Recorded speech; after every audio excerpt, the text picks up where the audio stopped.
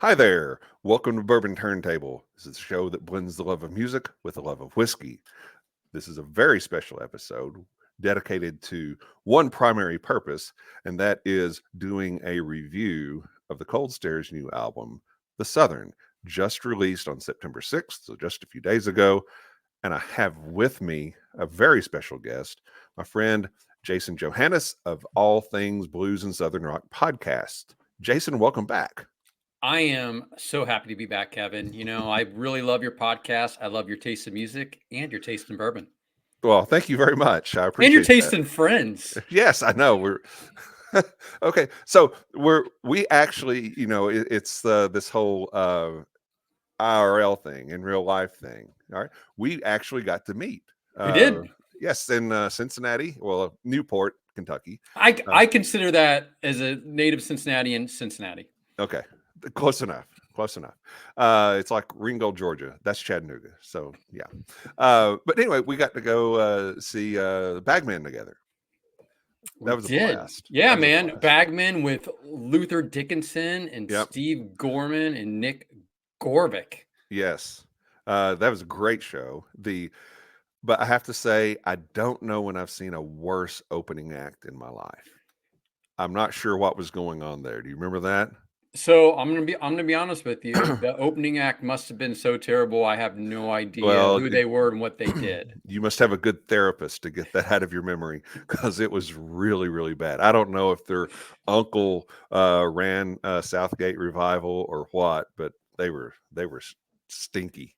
I I'm glad mean, I don't remember. All I yeah. know is my friend Tom and I got to sit with you, and I think Drew, yeah, Drew, Drew, yeah, and I don't know who else, and we had a good and old time yeah. chatting.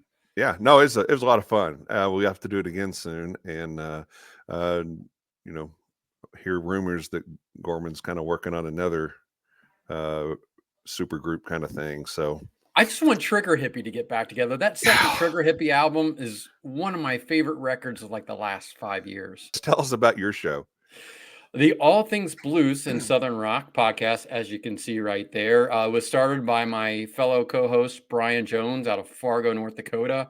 I came in on about episode, I think 13, lucky number 13, and we're up Wow, to like 215 now. wow, We are part of the Pantheon Podcast Network. It is a music network. It's the largest music podcast network, and there's anything you want you can find on there. Has the official Metallica podcast. Don mhm. Jameson has a podcast. You name it. There's like 10 Kiss podcasts. It's on there. Apparently, Kiss is a big in the podcast market. Apparently, So just like selling the merch everywhere, they also have 10 podcasts. But yeah, it's great. We're happy to be part of it. It's really got some other great shows on it, like um, Jay Scott's podcast, who always has a lot of really great called the Hook Rocks. A lot of the yep, music that we like, Kevin. It's a really yep. good one to listen to. No, it So is a good yep, one. I've heard it a few times. Yep, yep. And I'm a music fan. I play music occasionally, have my own band, and I'm a yep. music fan in general. What do you play? Guitar, What? mostly Okay, rhythm and slide guitar. slide guitar. There you go. Play What acoustic, electric, and some slide. now? Do you play the type of music that you like? Mostly, Yeah. we started out 2006 as more of a rock, wanted to be a rockabilly band, but it became just more of an Americana band. Okay. And then over the years, through 3 albums, and now working on a fourth, it is more just a straight up rock band. Okay. So, you know, Yeah. So, what's the name of the band? Ghost Town Silence out of Dayton, Ohio. Ghost Town Silence. Are we Yeah. on? Are we on streaming services with Ghost Town Silence? You can find us on Bandcamp and some other places. We are Okay. not on Spotify and Amazon or Apple right now Yeah. because we did have to change. We chose to change our name years back. We were Hmm. known as the Rebel Set during the real Halcyon days, but there was a band out of Tempe, Arizona called Rebel Set who wanted to use the name and tour geographically. So they were kind of crappy towards us, but we were the bigger band. We came out first. We let them use it. We just Hmm. wrote a terrible song about them as revenge. So we went from the Rebel Set, which was our first 2 albums, to the third record, Ghost Town Silence. Okay. Very cool. Well, you need to get on Spotify. That's where you make the big bucks. That is where you make the pennies. Oh my goodness. Well, let's talk a little bit about the Cold Stairs. Yes. The album, as we discussed, is called The Southern, and you can stream it. I believe they are on Spotify. Yeah, They are on Spotify. Yep. Spotify and Apple Amazon, and Apple, yep, you name it. everywhere. Everywhere. Music Everywhere. can be heard. Yep. So, and you can also go online. You can buy physical copies of it. And I believe you've bought one, and I have. I've bought one. Yet they're not in our possession yet. Chris Tapp, if you're listening, Kevin and I are waiting. You know, we're all friends, Chris. But I do have flanking me here 2 albums that are worthy of our discussion and consideration. Well, you're filling in the gaps for me. Yeah, I've got. I don't have Mountain on vinyl yet, so I need to get it. This was the last time I saw them in the States. I didn't have this when I got it. And he's like, "Don't you have this one yet?" I swear. I'm like, "No, I don't." Sell it to me. Yep. But we've got Ways, which is 5 years old this year, and we have Cold Wet Night and a Howling Wind, which is 10 years old this year. So they well-seasoned albums, but I think they really hold up. I don't have the physical media of those. Do you? Yeah, just those. I have those 2. You just have those 2. Okay, I have those I 2 can see it behind you. voices, and So I got to be like you. Oh yeah, now I can see. Yeah. We were talking pre-show about getting old and sucks. Don't do it. Yeah. If you have an alternative other than passing on to the other side, just don't do it. Yeah, don't do it. But so you've been a fan of this band for how long? Let's see. Really, hang on. Let me stop you 1 second, real quick. Yep. You've got something to drink in your hand, and so do I. So we need to properly start the show. What are you drinking, sir? Well, it's a special occasion, so I brought out the Eagle Rare. Eagle Rare. Yeah. What about you? What are you doing? Okay, this is in honor of Chris, because first time we had Chris on the show, I'd sent him some whiskey samples. Yep. And we got to talking, and he said, "Well, you're probably going to hate me for this, but I really like Japanese whiskey."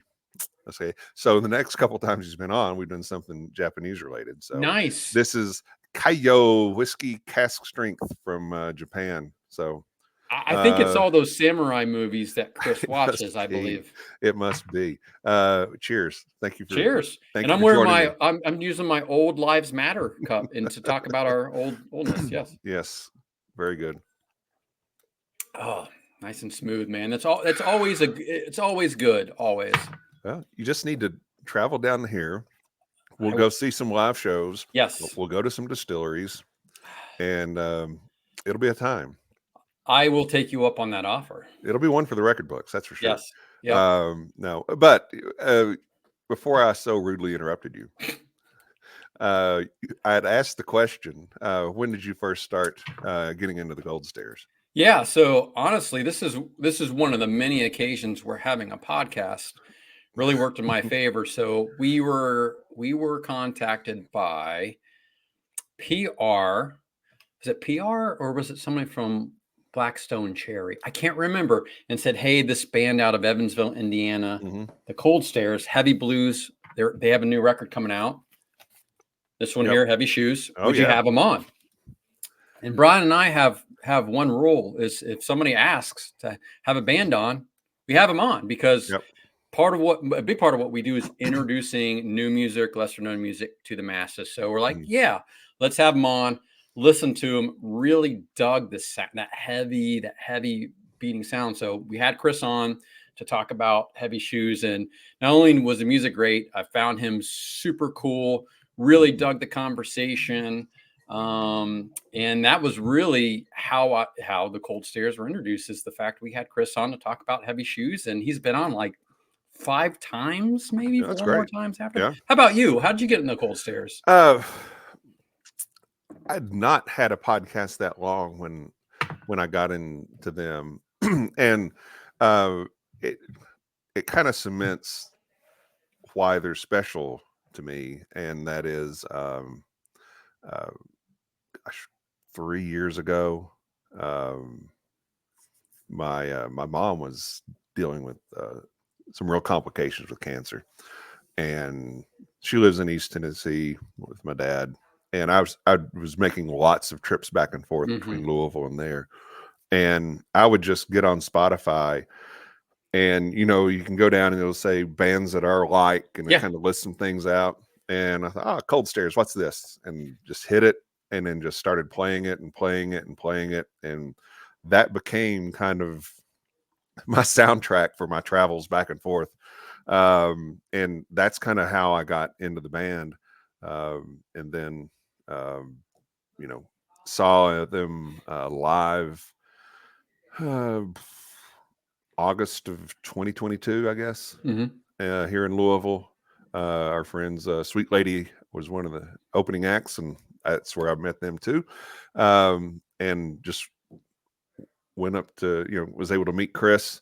After the show, we were introduced to him by some friends, and he was super cool, and just reached out to him, said, hey, can we have you on our show? And he said, yeah, let's do it. And just kind of went from there.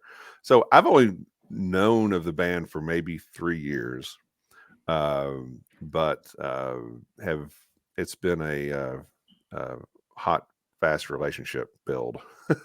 Yeah, because they're legitimately one of my favorite bands of all time. Me too. Me too. Like, they're absolutely one of my favorite Kurt bands. Those guys on Blackberry Smoke are probably my 1 and 2 of really what's going on, and they just fit right in, man. Just it's the groove.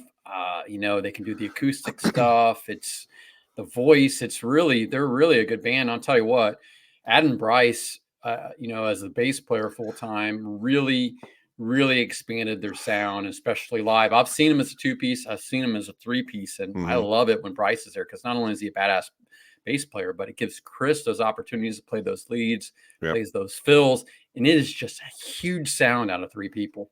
Yeah, and I want to come back to the Bryce effect in a minute when we dig into this album.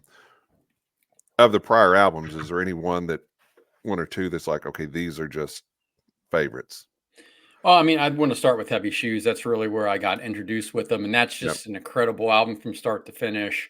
I will say that on Mountain, though, one of my favorite all-time songs from them is Two Keys and a Good Book. Yes. And that is on there. And so I do dig that record, but I'm going to go with Heavy Shoes, to be honest with you. Yeah. There's not a wrong answer. There's not a wrong answer. Yeah. All the albums are very strong. I mean, Voices is amazing. Like, there's the whole, and they expand their sound, but it's Heavy Shoes is a great start. Yeah. I think if you don't know the band, diving in at the Southern works. Yep. And then you can just kind of work your way backwards, or start at the beginning and move forwards. It doesn't matter. Doesn't matter. Although I think there is something to be said for starting at the beginning with Cold Wet Night and Howling Wind, and just seeing how the band progresses and how it changes and develops. And you can see how much Brian Mullins develops as a kick-ass drummer. He's huge, man. He is a heavy sound. He's not a big guy either, but he is heavy. He plays like a beast. He does. He's Bonham-esque a little bit, All right, so let's talk about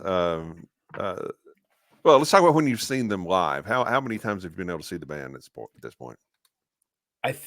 4 or 5 times. And the first time I saw them, they were opening for Larkin Poe at Bogart's in Cincinnati, and Mr. Tapp was nice enough to put me and my wife on the guest list. So we got to see the Cold Stairs. That was when they were still 2-piece with Larkin Poe. What an incredible show. 2 great bands. I mean, if you've never seen Larkin Poe live, holy moly, like, those sisters can just get after it. But that was the first time I saw them. And then I've seen them in Toledo, Ohio, Cleveland, Ohio once or twice, and then most recently I saw them in the Netherlands in May.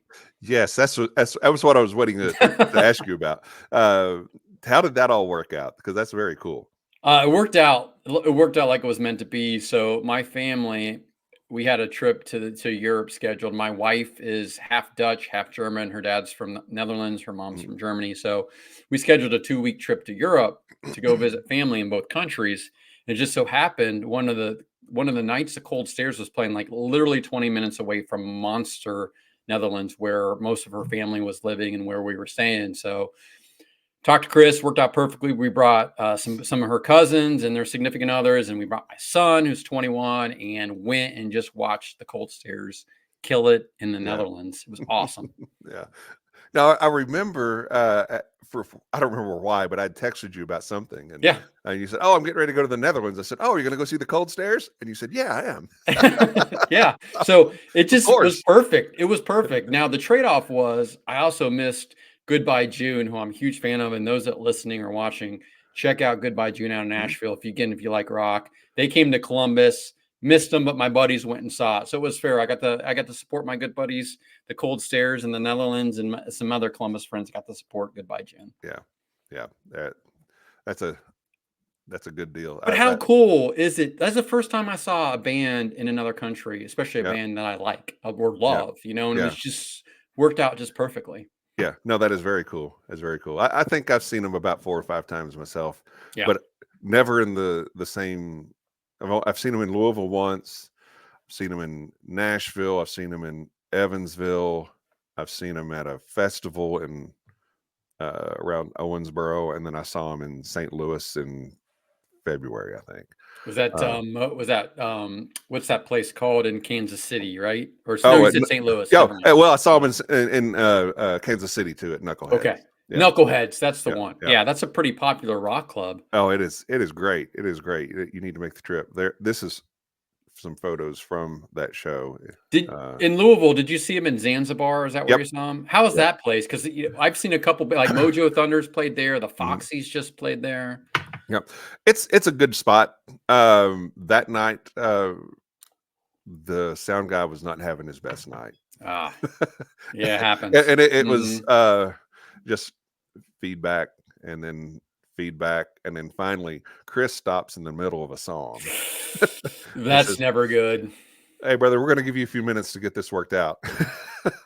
That is, how hard for a musician is to do that. That is not good.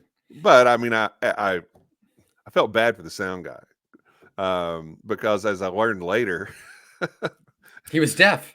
No, well, no, he was a deaf mute. Yes, no, he was a last second fill in. The guy that owns Zanzibar, manages Zanzibar, said that he a regular guy called in sick, and I had to go find somebody last second and just basically bring him in off the street. Yeah, and so that wasn't any good, but it was still a really cool show, and I'd kind of kid Chris about it every now and then. But here's Brian at that show. He has a massive kick drum. That is just huge, isn't it? It's huge. And then here's Bryce. And my Dutch relatives really, really love Bryce because he's always so into every song and moving and grooving, and they just thought that was awesome. They loved Chris's voice, but they thought like Bryce was the coolest just because he was like really getting into it. Bryce has the hair. He's got some nice hair. He's got rock and roll hair, and that hair will kind of flop around, bounce to the beat of the music, and so it'll mesmerize you, almost like the comb on a rooster. Yes, almost. They're going to love this. They're going to love this show. We're very complimentary of everybody. Yes, we are. So let's talk about the Southern overall impressions. If there are 2 or 3 things you think, okay, these are kind of my takeaways from it, what would you say those were? Yeah, so let's start out with the highest of high compliments for Mr. Tapp here. This is his most Jimmy Page, because not only do you have and I'll tell you why, there's some really heavy Zeppelin-esque blues riffs. There's some straight up just rocking with these, catchy riffs. And then you've got the acoustic piece of it that, Jimmy Page, the whole light and dark he talks about. He's covering all those grounds where you have a little bit of Led Zeppelin 3, a little bit of Physical Graffiti, a little bit of Houses of the Holy, all in there. And you could really hear Chris's influences, whether it be Skinner or, he's a big Zeppelin guy. Like he covers that. So that's one thing. 2, I think this is probably the most general public accessible record. I think you can say Voices is close to it, but generally speaking, I think this probably would be the easiest Mhm. digestible for somebody who didn't know who the Cold Stairs were. Okay. And man, there's a couple just incredible bangers on there. Just some all-time Cold Stairs songs where they really knocked it out of the park. Like you'll hear when we talk Yeah. about. What about you? Like what sticks out for you? First time I listened to it, I thought that the bass was much more prominent on this album than previous albums. And even though there was only two guys in the band before, there was still a bass Yeah, part bass. Yep. that Chris played. But it felt like it was more prominent in the mix. And I think that is that really showcases Bryce and his abilities. I think Well, and their trust in him to go and lay down whatever he wanted to lay down too. Yeah. And great tone from the bass in this. So Bryce, I think this is kind of the more fully matured album with the bass player. Mm-hmm. And you know, Wait, are you telling me on Voices they gave him the And Justice for All Jason Newsted treatment where they just turned Chris, how dare you? I didn't say that. Didn't say that at all. I did. And I think that you know, I mentioned before that Brian just keeps getting better and better and better. And I think this is, you know, he's reached a new height on this album. And not to say he's not good before, or he hasn't been incredibly he's not incredibly talented. I know he works very hard. He's a whole lot of fun to watch live. Yep. But I think this is he's just cranking it up to that next level. And well, I think that shows the trust. And I'm sorry to interrupt you, but Yep. like they allowed everybody to play the parts they wanted to play at this point, because they played together now, what, 3 years with the bass player, 2 years with the bass player? Right at 2.5, 3, yeah, something like that. And you know, to me, this sounds there's some. I know it's called the Southern, and it's to kind of highlight Southern rock influence and kind of lean into that, and I think it certainly does in parts. And I think he did that just to get back on my podcast, to be honest with you. Well, he told me he keeps calling you, and he keeps sending you a voicemail, so I guess that's what it had to happen. No, he showed up to Dayton, Ohio to pick up some guitars and didn't let me know, and I was like, Chris, next time, come on, man, I'll buy you lunch. Oh man. But to me, there's some a lot of Thin Lizzy influence in this, and I think a lot of it comes from the drums. You listen to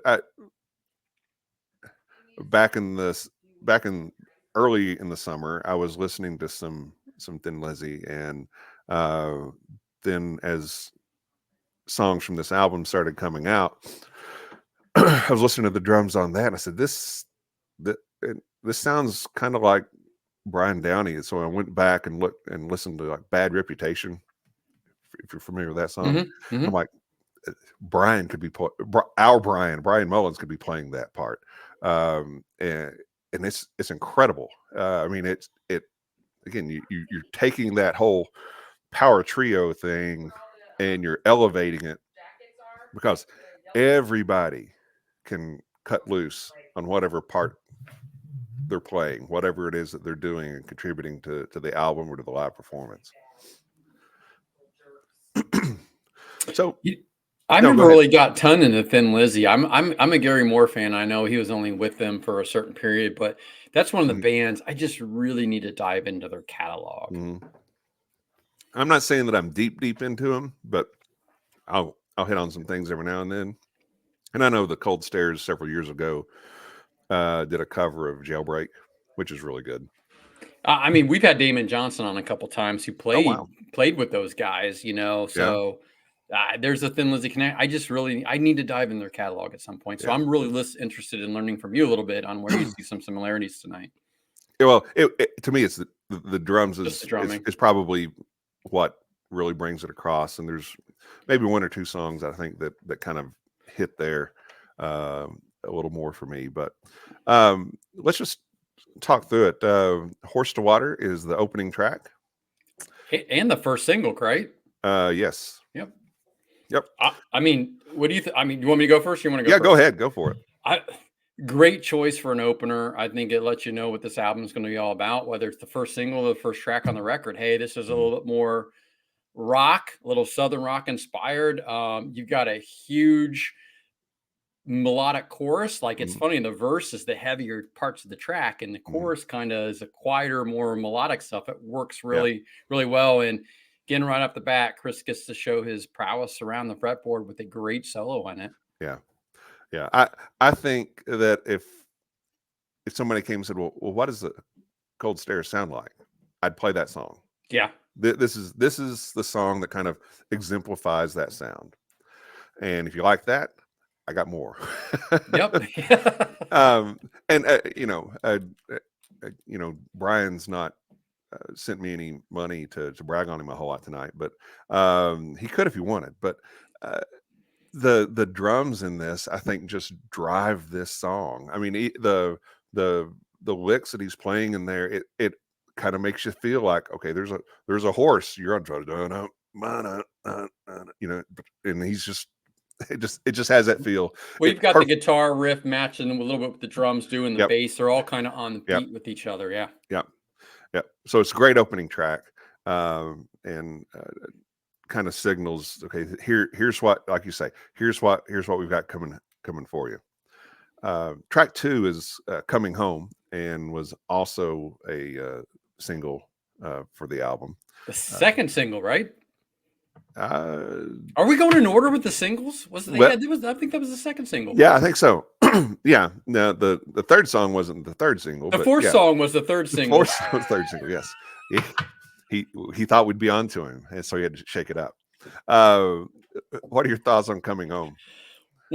First, if you're going to name a song "Coming Home," you're with me, because it's one of my favorite Cinderella tracks. That song, which really works well because it's a very acoustically driven track. Hey, we have a very acoustically dobro track on here. It's got a super hook. This might be the hookiest track on this record, because I'm still listening I can still hear the chorus in my head.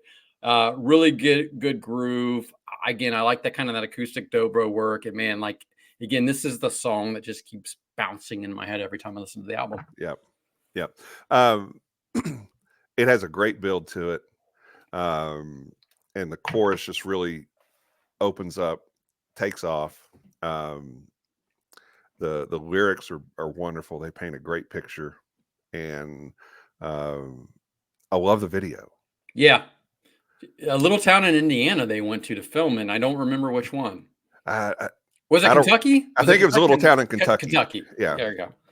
And it starts out with a train whistle off in the background. The video does, and so now every time I hear a train, I'm thinking. Think of the song. Thought I heard my brother call my name, and then okay, here we go. Yeah, and then it goes right in that resonator, that dobro riff. Yeah. Yeah, it's awesome. Yep. Yeah. Again, I'm hearing in my head right now the chorus. It just sticks with you. Yeah.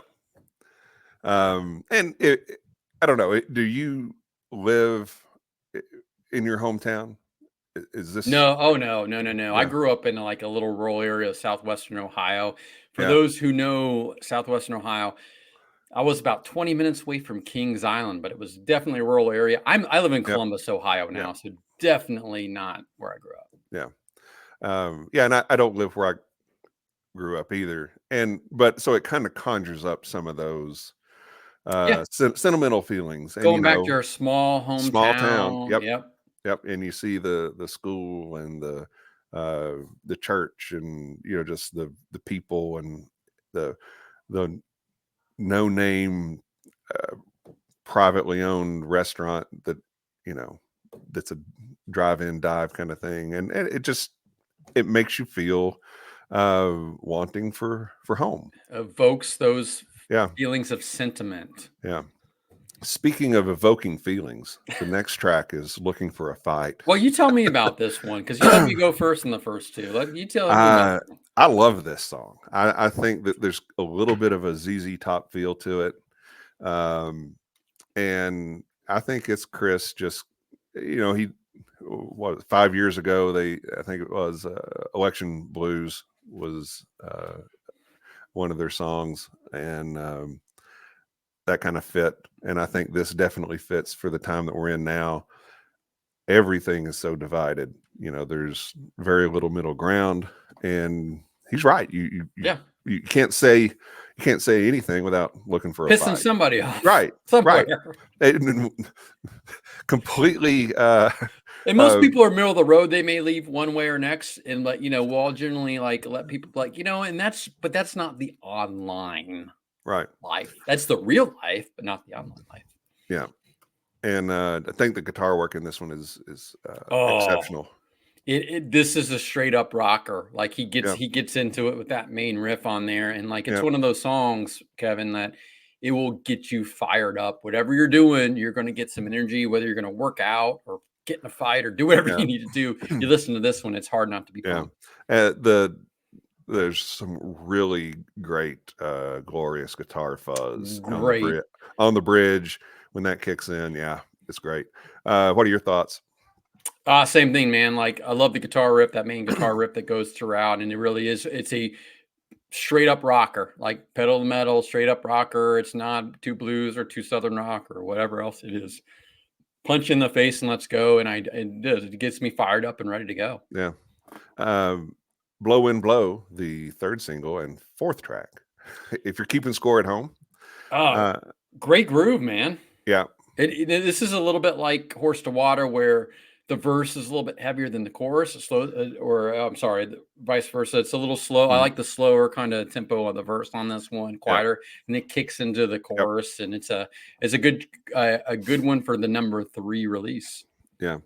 I think that Chris's vocals really shine on this track. And I heard them do this live January of 2023. And I actually had it recorded on my phone, and I think I'd sent that to you.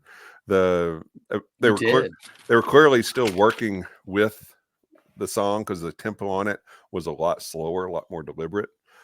But the thing is we're in September of 2024, and they were playing this song live in January of 23. That's a long time to have a song in the bag ready to go. And I think they were just ramping up to the release of the Voices album, which I think was in March of 23. Anyway, it was, so they were building up towards that, and they already had songs in the bag ready to go for this album. Road test, man. There's nothing better than going out there and playing in front of people and doing those tweaks to get it ready. So those tweaks and changes that they made, I think it's good because that is another stellar track off this record. Yeah. Speaking of stellar tracks, I have to confess, Confession. Again, it may be one of my favorites on the album. It definitely is one of my favorites on the album. What are your thoughts on it?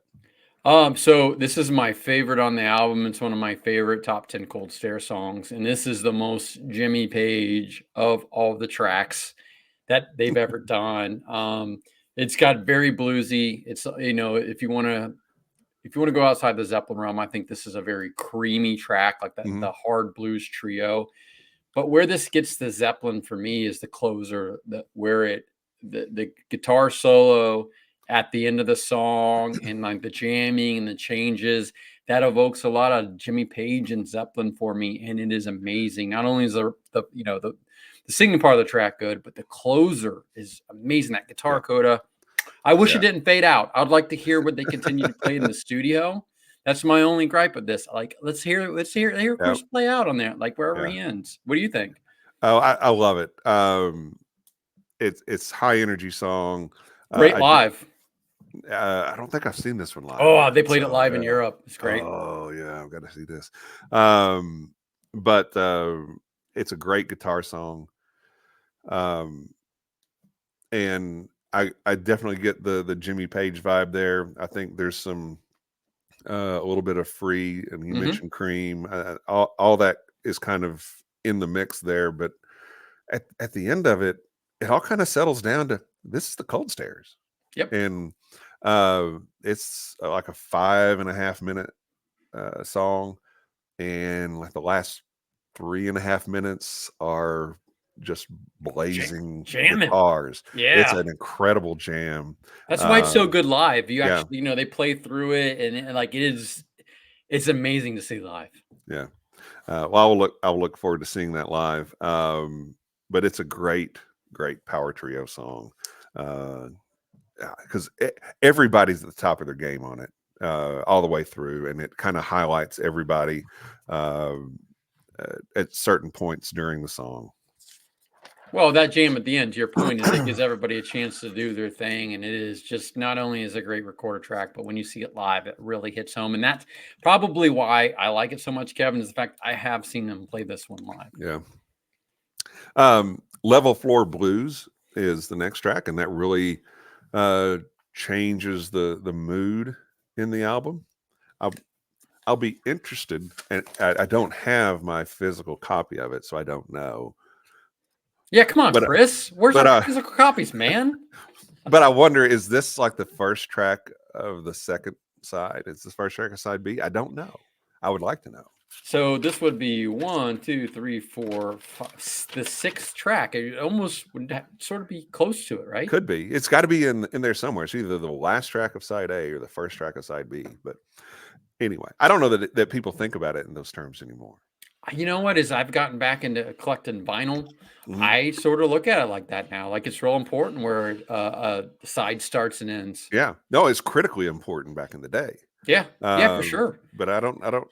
Chris might, because Chris is kind of an old soul with that. So anyway, I'll be interested to see when it shows up. If you get yours before I get mine, you just let me know, okay? Absolutely. You do the same. Please reciprocate. So Level Floor Blues. What are your thoughts on Level Floor Blues? I'm going to be brief on this. It is a super, super low key song. And I think this is where this shows the influences of like that old school, like Delta blues. Like, hey, if I want to replicate it like a 1940s Mississippi Delta blues song, this is the one that showcases it.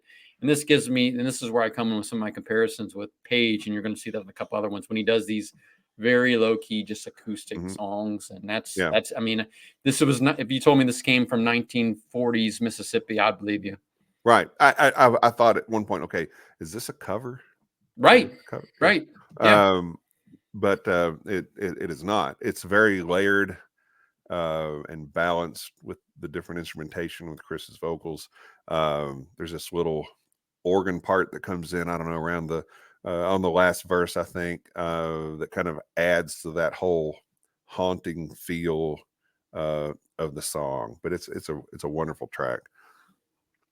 And then things kind of flip back to more of a rocking tune. So I almost wonder though, like you're talking about like on the vinyl, that would make a lot of sense. Maybe if that ended the side and then we start again with another heavy song like we did with Horse to Water on side A. That would make sense too. So next time maybe Chris can ask us. He should be on here right now, and we should be asking him these questions. I think he just got back from Europe today. He did. I think they were on a plane today. Yeah. Based on his social media. We know what we should do? We should text him live. What do you think? Sure. Go right ahead, Jason. I told him we were doing this, by the way. So you give me your thoughts on 7 Ways to Sundown while I text him and ask him. Well, where's my vinyl, man? I'm not going to start with that. I'm going to start with being nice first, and then okay, we're going to go. Well, you that's kind of been your attitude the whole night, though. Where's my vinyl at? 7 Ways to Sundown is a really great song. It's a big rock and roll song, especially in the chorus. It's kind of subdued and a little swampy in the verses. Has this great percussion intro to it, and this was the song, and we didn't trade notes on this beforehand, but this is one where I wrote down Led Zeppelin and specifically The Ocean, because I can kind of see, how Page would play a riff and he just kind of, pull his hands up like that. I could kind of see that happening. It's not Chris's playing style, but I could envision that happening in this song as you finish a riff. Yeah, and like when I say he's, this is the most Jimmy Page Led Zeppelin, it's not because he's emulating it. It's the feel, it's the whole right. Like you see that, and like again, I think this. I would bet money that this will start side B because it just comes back out of the gate, a straightforward rocker again. Hey, not too bluesy. I don't know why. What did you say? I don't know why. I don't think we can see this very. No, I can't see it at all. You asked him what song started the second side. Yeah. He says, I don't know. Maybe he doesn't have his vinyl either. I should call him and like put him on speakerphone just to ask these questions. He'd be so pissed, I bet you. No, let's not do that. I know. I'm gonna have to edit a lot of stuff out of here so he doesn't hate us. No, come on. Listen, I'm a little bit grumpy curmudgeon too. I love the fact that Chris, like, I try to get him, I try to get him laughing. That's what I try to do. Yeah. So that's funny. I don't know why. It's a quiz, man. It's a quiz. But I think this is one of the highlights of the album. Did they do this one live when you saw them in Europe? Oh boy, they did a couple, like, because he did have his Peter Green, like his guitar, and I don't know if it was this one or Love. Yeah, I'm not sure, man. I can't remember. Yeah, that's all right. We'll see it at some point soon, I hope. He's laughing at us, but just right now, just so you know. Good. Well, he should be. We're laughing at us. So. Now I'm distracted. What are we talking about? What am I doing here? Who am I? Why am I here? Speaking of election year stuff, Admiral Stockdale. If you're old, you'll know that reference. But yes. We all get to that point someday too. We're not making fun of it's just we all get there. Yeah, but when you're when you're walking out on the stage for a vice presidential debate, that's really not the time to ask millions of people, who am I? Why am I here? That was not great. That was not great. As an independent person, I'm going to say that's just not great. We were talking about 6 Ways to Sundown. Yes. Or 7 ways. 7 ways. Well, 6 ways. 6 ways. 6 ways to Sunday is a Black Rose or a Blackberry Smoke song. It is. Yes. Which is my favorite band right now, by the way. Okay. The Blackberry Smoke. The Blackberry Smoke. The Blackberry Smoke. Not to be confused with a Blackberry Smoke. Both my kids go to the Ohio State, so I pay to use that. But my wife and I did not go to Ohio State. We have zero connections, but they're both there. They're both getting my money. Yeah, there you go. Anyway. Why am I here? What am I doing, Kevin? 7 ways. 7 ways to sundown. Your thoughts on the song? Just again, straightforward rocker, dude. Like power through it, love it. Like just get after it, and that's why I think it's the opener on side B on the vinyl. If you were sequencing the songs for vinyl, you would put this as track 1, side B. I would close it with Level 4 Blues, and I would open it with side B with this one. I think you should do this kind of thing for a living. I don't know. Should. If only somebody would pay me a lot of money to do it. And we kind of change the mood on the album again and go to No Love in the City.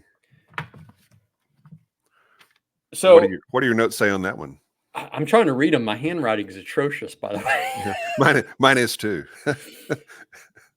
Something about heavy something and then lying something or another. What does your note say? Because I can't read this. Well, I'm making a reference to a band, kind of a Christian hard rock band. You ever heard of the Resurrection Band? I haven't, but you know what? Yep. I was big into Striper back in the day. So okay, well, the guy that was leader of this band is a guy named Glenn Kaiser. He's great blues singer. When they quit touring as a rock band, this has that feel. So for the 4 people that know get the Resurrection Band reference. This kind of has that feel to it. It's a lot. It's not like social justice, blah blah blah. You know, bullcrap. But it's, hey, you know, we're not taking care of the people that we need to take care of. We're looking towards ourselves. We're too focused on ourselves and we need to have more focus on our fellow man.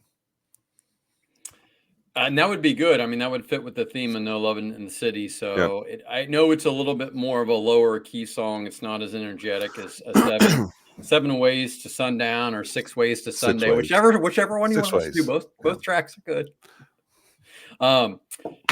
But yeah, I think you're getting a little bit more of his introspective lyrics with this and kind of what's going on. And Chris is very introspective with this lyrics. I kind of listen. It's certainly a lot of the, you know, the topical subject matter.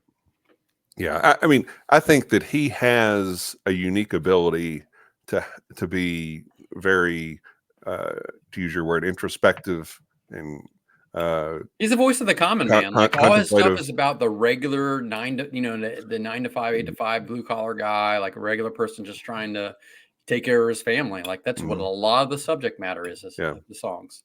But he can do that with a song like this, and a lot of people can't get out of that groove. Chris clearly can. Yeah. Because, you know, the song right before it is an absolute stunner of a rock song. Yep. And then can take it down in terms of the decibel level but say something that is incredibly powerful in terms of its message. Yeah, and like it's good. Again, we kind of go a little bit quieter on this one, a little bit, you know, softer, and then moving on to the next song, like Giving It Up song. Just we're right back, pedal to the metal, fired up, ripping guitar solos. I mean, what do you think about that one? I think this is one that the rhythm section really shines on. It kind of has a Bonamassa feel to it. I also kind of got it. This is another one that I thought had a little bit of a Thin Lizzy feel to it. But I love it. It's great. It's just, it kicks from the first beat and doesn't let up. And guitar solo on this one. Oh, it's fire. It is. There's smoke coming off those guitar strings. And again, this is not only do I love Bryce being in the band because he's a great bass player, but this gives Chris the freedom live. He is an amazing guitar player. Like if you saw when Bonamassa was in Evansville, they called Chris out on stage to play with them. They called him a hidden treasure. Like Chris is very well respected because he is a master of playing guitar, and this is one of those chances for him to show it. Yeah.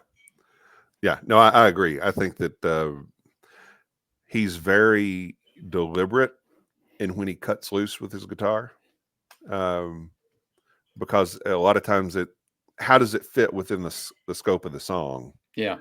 And then, but I think you've got 2 or 3 tracks on here where the song is kind of designed to have that, you know, knock your hair back guitar solo.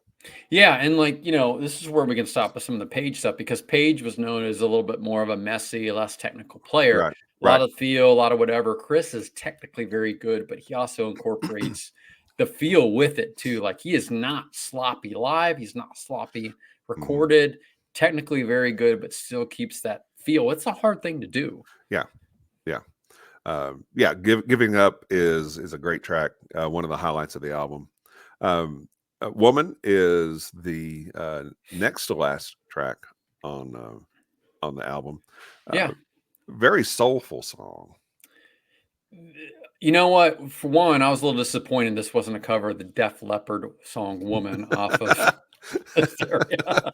That would have, how amazing would that be? Like, would you completely not expect that? Like, they covered a Def Leppard song. Yeah, next time they're going to do a Motley Crue song. It'll be great. Right, you know, he would definitely sing it better than Vince Neil can. Can we do Girls, Girls, Girls? Right. Woman, and then Girls, Girls, Girls. Yes. I would pay a lot of money to hear the Cold Stairs do a Motley Crue song. I really would. Like, that would be amazing. I think they could do like Don't Go Away, Man, Just Go Away. That would be perfect for them. Anyway, this is classic Cold Stairs. Like if you listen to stuff like Heavy Shoes or Ways or stuff, it's got that bluesy thump, that traditional Cold Stairs song sound, or I call it a heavy thump. Classic Cold Stairs just brings you back, man. If you're like, hey, I'm not so sure about this, just straight on pedal to metal. Well, guess what? This is old school Cold Stairs right here. Yeah. It's very heavy, very thick. A lot of soul in Chris's voice and in the lyrics themselves. I think this is a really cool way to kind of start bringing the album to a close. Yeah. Which brings us to we know this is the last track of side 2. Yes. And that is Mortality Blues. And so guess what? So we can confirm it live on here that he says, mortality ends it, all I know.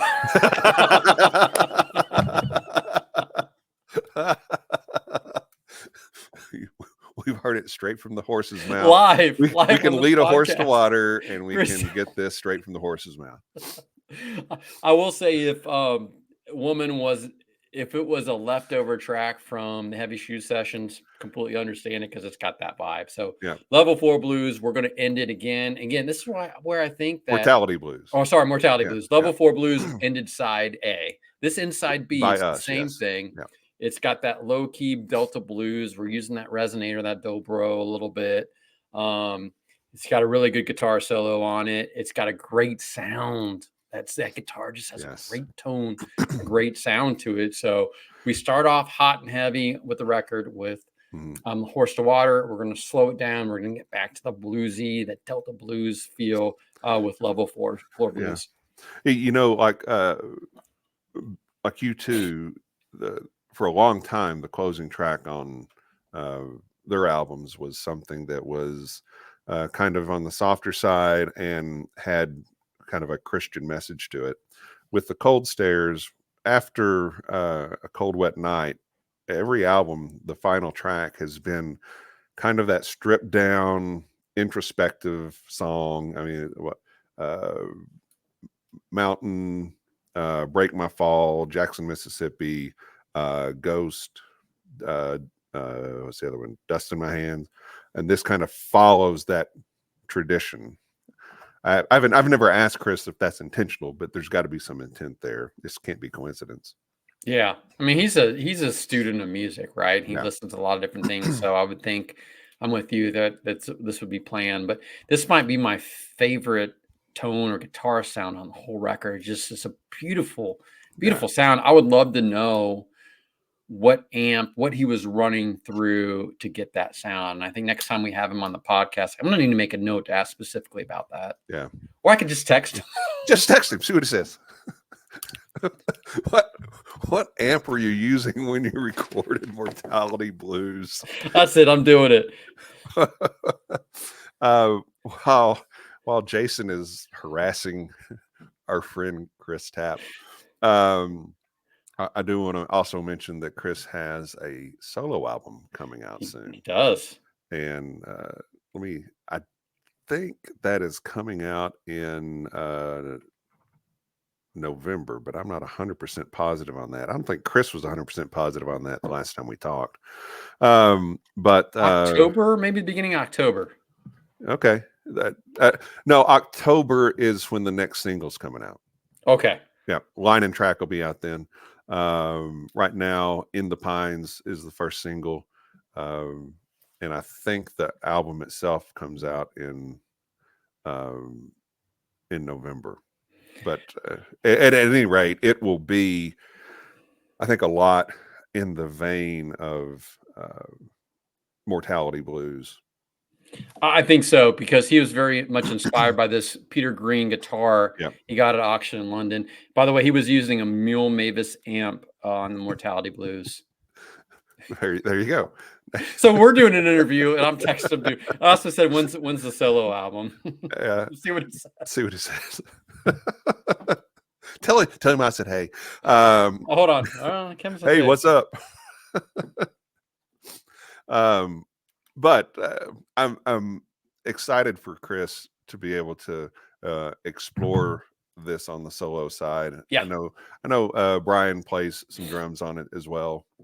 And I think he's got some other guests that will participate on the album too, but it's pretty much probably like 95% Chris. Well, he's a prolific songwriter, and like not everything fits in the scope of what the band's trying to accomplish, right? So Mhm. you got your stuff that fits really great with the band. You could take a little side turn with the solo stuff. It gives everybody, an opportunity to kind of do what they need to do. So I think it's great. And listen, if you're going to be inspired by getting this Peter Green guitar and playing this kind of acoustic Delta style music, man, like do it. Throw a solo record out there. Yep. No, I think it's great. And I know he's excited about it, and it'll be fun to see. I'm hoping that he'll pick a few dates and just play some solo acoustic live to promote the album. I hope so too. I think you'd have a really good chance of seeing him, given where you're at. Like, what are you like? 2 hours from Evansville, 2 hours or 3 hours from Nashville? Yeah. You're in a good spot, like kind of in the middle of everything. A lot is accessible. Yeah. And I know that you and Brian have both commented how much great blues rock there is in the state of Kentucky, and Oh man, that is absolutely the case. So that is just, especially that southwestern section of Kentucky. I mean, with Lexington, we know we have Mojo Thunder, but you've got the Blackstone Cherries, you've got Otis, you have the Kentucky Headhunters. Like, there's a lot of really good stuff coming out that area, the Glasgow and all those parts. Yeah, and there's stuff that just it's an embarrassment of riches, and it's far too unappreciated. Yeah, for sure. Like, people wouldn't think of Kentucky being such a great like rock haven right now, but man, they're doing almost as well as like Nashville if you're looking at the stuff that's coming out of the state of Kentucky. Yeah, it just needs more attention. It needs more attention. And again, you're in the Louisville area, right? Right. So you got some pretty good acts that actually come through there, or at least you're close enough to shoot over to Cincinnati or shoot over to Nashville, or Indianapolis is probably an hour and a half, 2 hours. Hour and a half, yeah. Yeah. Yep.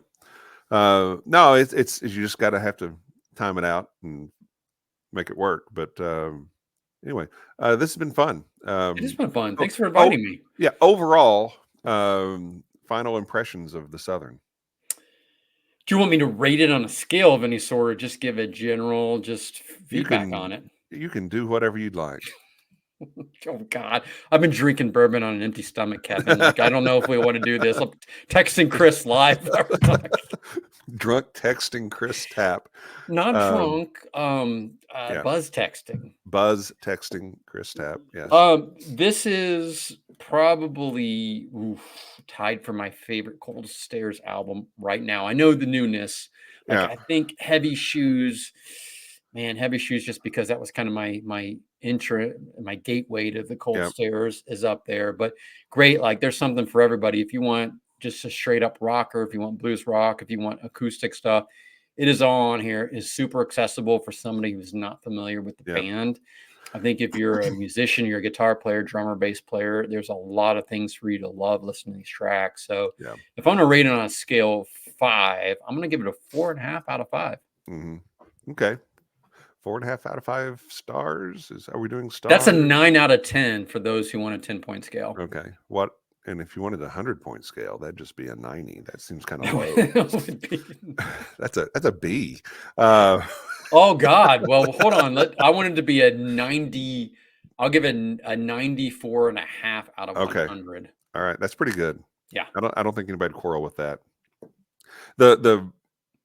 When I listen to the Cold Stairs, the word, the adjective that came to mind initially was fierce. I think this carries that torch on this album as well. I know it's called the Southern as kind of a nod to a lot of people tabbing the Cold Stairs with that Southern rock moniker. I don't know that it's necessarily more Southern rock than some of their previous albums, to be honest. I don't think so. But I also know that there's the Southern Part 2 that's coming out. and I think that will be sometime next year. And I've heard some of the tracks that would be on that album Mm-hmm. live, and They had a ton of leftover stuff from Voices. I don't know if you heard all that, but he probably had 18, 19 songs that they had to cut down for Voices. Yeah, I mean, he wanted to release another album this time last year. Mm-hmm. Mm-hmm. Yep. But there are songs like Automobile and Ransom that will hopefully make it, and what's a little more rope that will hopefully make it onto the Southern Part 2, because they're exceptional songs. They are, man. And I tell you, he was listening to a lot of Leonard Skinner and the Allman Brothers Band, which inspired him to make this record. So I think the name is more inspiration to the type of music that he liked and was listened to, not exactly all the sound of the record. Yeah. And I think that, you can call it whatever you want, Southern rock, blues rock. To me, just call it rock, man, like good old rock and roll. To me, this kind of settles what the Cold Stairs sound is. Yeah. And it's not I mean, you can talk about it in terms of what sounds like this, sounds like that. I think now we're to the point where we can start talking about it in terms of how does it compare to previous Cold Stairs albums, previous Cold Stairs songs. And because it's really matured to a certain level that both in terms of the composition of the band, the continued excellent songwriting from Chris, the depth of musicianship, like the layering of stuff they can now do as a three-piece. Yeah. So I think it's kind of taken, I thought Voices kind of took things to a new level, different direction. I think this kind of takes that and then makes another leap. And as far as the progress of the band. Yeah. Like this is a very lean, like muscular record. Yeah. Yeah. So it'll be interesting to see what follows this. And you and I have heard some of those songs, so we're excited. Not this album's 3 days old. What's on to the next one? What else you got? No, I'm not trying to be like that about it, but it inspires a lot of hope for what can be, and the biggest hope is that this band gets their due. Yes, I mean, listen, we'll go back to kind of the top start of the conversation. You're asking me about the podcast that we have. There is so much really good rock music out there right now. Mm-hmm. The shame of everything is there are not a lot of platforms for people to be able to hear it. I think what you said is how you discover the Cold Stairs is like you're listening to one thing and you got something on your streaming service that said you may enjoy X, Y, Z. That's a lot of the ways that people find new music. In fact, that's a lot of the ways that we find new music. Mm-hmm. But stuff like what you're doing, what we're doing, what Hook Rocks, like a lot of these, those are the places that really are giving these bands the platform and their due to find stuff. Right. But if you're sitting around on your hand and saying there is no good new rock music or everything sucks, you are not actively searching out, because there is so much great rock. And this is an example of a straightforward rock band that if you're into Cream or Thin Lizzy or Zeppelin or whatever, listen to these guys. Yep. Yeah, absolutely. And you're right. People that say rock is dead, there is a renaissance going on right now. You're just not hearing it because there's no MTV, there's no terrestrial radio that plays anything. Right. And I love listening to Led Zeppelin and the Stones and the Beatles and all that as much as anybody. Foo Fighters, you name it. I love that stuff. But you can't just take and consume the same thing all the time. It's like, to correlate it to whiskey, you may say, man, I love Weller. Okay, great. You love Weller. You can try other things. There's a whole lot of different things out there. But there's a couple different types of Weller too. Right. And that just because you try something else and you like it doesn't mean that you can't ever have Weller again. That's right. That's right. I can listen to Cold Stairs and then I can go back and I can listen to, Led Zeppelin 2 and nobody's going to come and arrest me. yet. Right. Yet. Yes. Yet. Yeah. But Or you can listen to Black Crows, listen to whoever. But yeah. there is a lot of good stuff out there. Listen, Yeah. if you're listening to this podcast, you know it. Like go to Kevin, go to our podcast, go to other, Mhm. like find out there is great music. Georgia Thunderbolts are putting out good stuff. They just had a new record out. Mojo Thunder, another Kentucky band, is fantastic. Tyler Bryant and the Shakedown, great. Like Goodbye June, we've already mentioned them. It is a good time to be a rock fan. You just got to know where to go. Yep. And if I go to see the Cold Stairs, like they're playing in Evansville next month, so I'm probably going to go. I think that ticket is $15, and Fair price. and I'm not paying Fees. $40 in Ticketmaster Mhm. fees, Yep. and I'm at most going to be 100 feet from the band. I mean, that's insane. Yep. That's insane. And I would pay $40 for a ticket to see these guys. If you told me 35 of those was going to the Cold Stairs and 5 to the venue, I'm cool with that, man. Like the price of $40 ticket isn't the problem. It's when I'll give you this example. I went to go see Dirty Honey at a small, a small place. It was a $24 ticket with $19 of fees on top of it. Wow. If I would have gladly gone up to John or Mark, who we've had on the podcast, and handed them an extra $20, and been happy with it. Yep. Paying $19 in fees, though, no. On a $24 ticket. It's out of control. Out of control. And that's direct. That is direct. That's not a third party or any of this crap. Direct. Right. Yeah.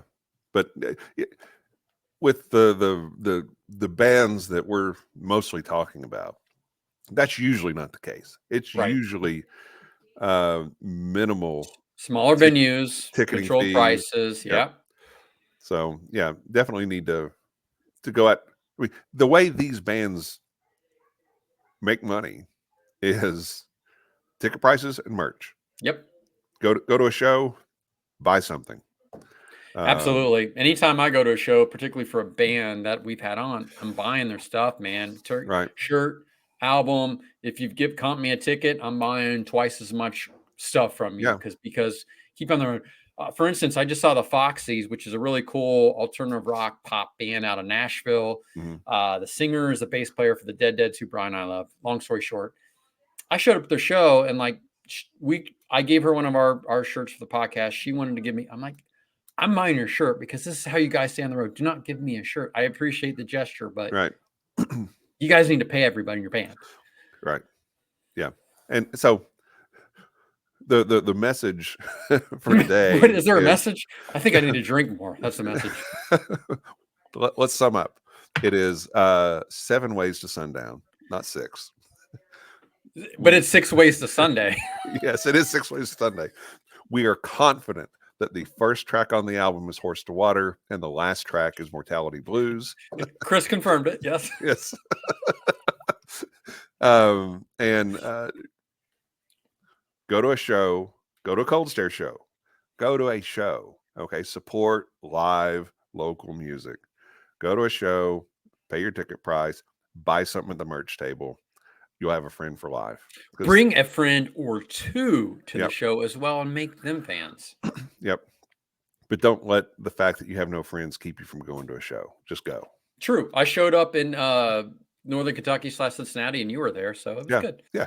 You never know what, hobo you may run into when you go to these places. But the last thing is check out this album by the Cold Stairs, the Southern.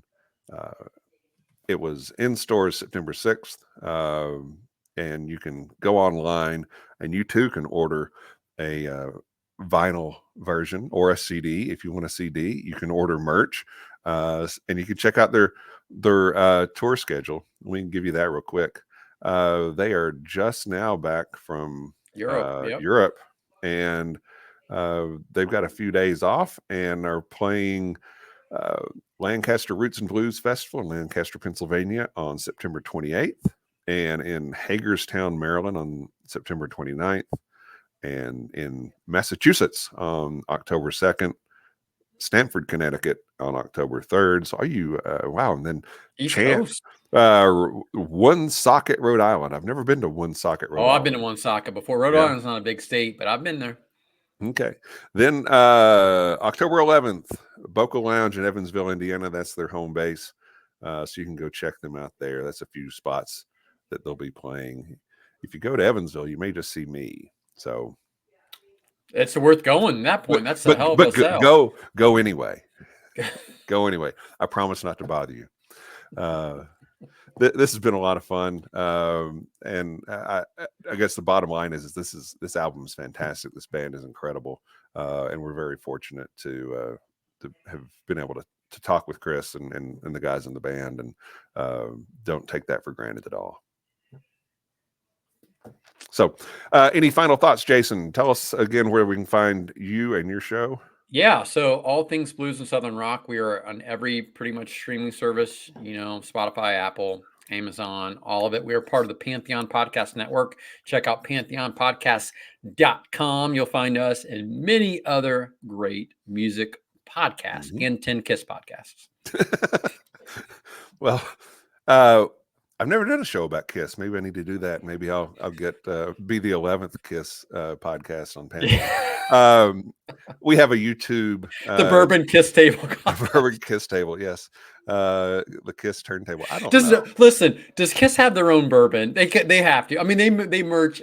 I mean, you can get a Kiss coffin. They got to have their own. There's got to be something. There's got to be. It's probably some awful vodka. It probably tastes cheap as shit. Oh, I'm sure it does, but they charge that an arm and a leg for it. You can actually buy a Kiss arm or leg if you're in need of a prosthetic, I believe. Anyway, you can watch us on YouTube. If you're watching now, hit the subscribe button, please. Wait a minute, everybody can see me. Oh God. Yes, everybody can see you. Show them your shirt. Show them your shirt. Cold Stairs shirt. Yeah, and I got Cold Stairs hat signed by the band. Cold Stairs. It's all Cold Stairs. All Cold Stairs all the time. We are also on your favorite podcast platform, as long as Apple, Spotify, or Google. We have a Facebook page where we release all of our shows, including this one, until Chris sends the cease and desist order and forces us to take this down. You're getting sued, buddy. And we also have a Facebook page where we'll post the things that we're listening to and what we're drinking while we're listening to it. Tonight, we're listening to the Cold Stairs, and I'm drinking some Japanese whiskey. And I'm drinking Eagle Rare. Japanese Eagle Rare. On an empty stomach, this has worked out so well. Oh, man. All right, I worked out, then I got on this podcast and started drinking bourbon. So there we go. Yes, and texting Chris. Well, he just, he's probably thinking. I think he blocked my number. Oh. It's like 2 a.m. to his body because he's been in Europe. So his solo album's coming out, and I'm going to quote him, spring. Okay. All right. Well, I guess I was wrong. But I think there is a new single coming out in October. But we'll see. All right. So this is fun. I had a good time. I think you did too. I did too. I've never contributed to a podcast getting a legal cease and desist order. So thank you. Well, there's a first time for everything. We'll have his autograph. On the legal document. Yes. Oh, man. All right. That's enough. Chris, we love you guys. Yes. Chris, come on, man. Look, he knows it. And we've had a lot of really good things to say about him and his band and his albums. And they're awesome. Buy their shit. Yes. Buy it now. All right. We're going to sign off here on behalf of Jason and myself and Chris's text number. Until next time, cheers, love, and free bird.